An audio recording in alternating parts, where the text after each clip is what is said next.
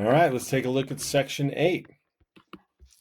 The war on terrorism raised the problem of balancing security and liberty. Right after the attacks, Congress rushed to pass the USA Patriot Act, a huge bill that few members of the House or Senate actually read. It gave unprecedented powers to law enforcement agencies charged with preventing the new, vaguely defined crime of domestic terrorism, including the power to wiretap, spy on citizens, open and read communications, and obtain personal records from third parties, such as universities and libraries, without the suspect's knowledge. While the Bush administration discouraged anti Arab and anti Muslim sentiment, at least 5,000 foreigners with Middle Eastern connections were rounded up and 1,200 were arrested. Many people with no link to terrorism were held for months without a formal charge or public notice of their fate. The administration created a detention camp at the U.S. Naval Base at Guantanamo Bay, Cuba, for persons captured in Afghanistan or otherwise accused of terrorism, and more than 700 people were detained there. In November 2001, the Bush administration issued an executive order authorizing secret military tribunals for non-citizens suspected of assisting terrorism. A few months later, the Justice Department declared that American citizens could be held indefinitely without charge and without being allowed to see a lawyer if the government deemed them to be enemy combatants.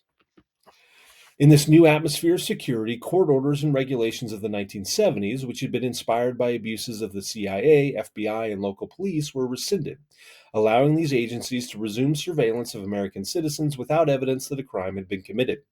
Soon after September 11th, President Bush authorized the National Security Agency to eavesdrop on American citizens' telephone conversations without a court warrant, which clearly violated laws limiting the NSA's powers. Although previous administrations had extended their power in wartime and threatened civil liberties, no other president had so dramatically asserted the power to violate long-standing constitutional principles and any law he chooses during wartime. Most Americans seemed willing to accept the administration's belief that restraint on civil liberties were necessary to fight terrorism, although others pointed to the past and warned about the dangers of surrendering liberties during wartime. The debate over liberty and security seemed to last as long as the war on terrorism itself. Bush administration officials also argued that in the war on terror, the United States should not be bound by international law. They ignored the Geneva Conventions and International Convention Against Torture, which regulate the treatment of prisoners of war and prohibit torture and other forms of physical and mental coercion. In 2003, the president prohibited torture except when special permission was granted. Yet the Defense Department approved interrogation methods that most observers considered to be torture.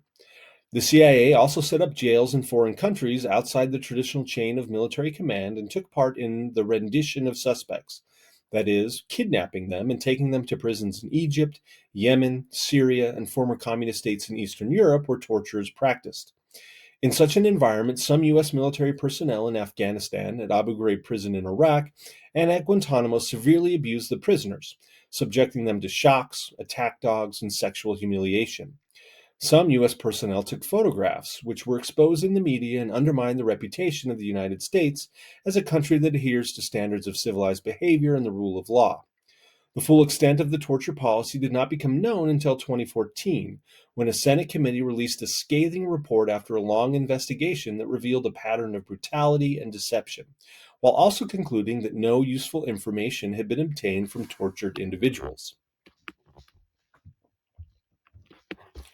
The Supreme Court did not prove receptive to Bush's claim of authority to disregard laws and treaties and to suspend constitutional protections of individual liberties. In a series of decisions, the court reaffirmed the rule of law both for American citizens and for foreigners held prisoner by the United States. In Hamdi versus Rumsfeld in 2004, the court considered the lawsuit of an American citizen who had moved to Saudi Arabia and had been captured in Afghanistan. The court ruled that he had a right to a judicial hearing. In June 2006, the conservative justices offered a stinging rebuke to the key presumptions of the Bush administration, that the Geneva Conventions do not apply to prisoners captured in the war on terrorism, and that the president can unilaterally set up secret military tribunals in which defendants have very few, if any, rights. The protections were afforded to prisoners of war by the Geneva Conventions, which, the court declared, reflected the law of the land. In June 2008, the Supreme Court rebuffed the Bush administration's strategy of denying detainees at Guantanamo Bay the normal protections guaranteed by the Constitution. The decision was a powerful affirmation that constitutional rights remain intact during wartime. But the question of how to find the proper balance between liberty and security was certain to persist in the 21st century. So, That's the end of this section and this chapter. We'll be back for the last chapter, 28, next time.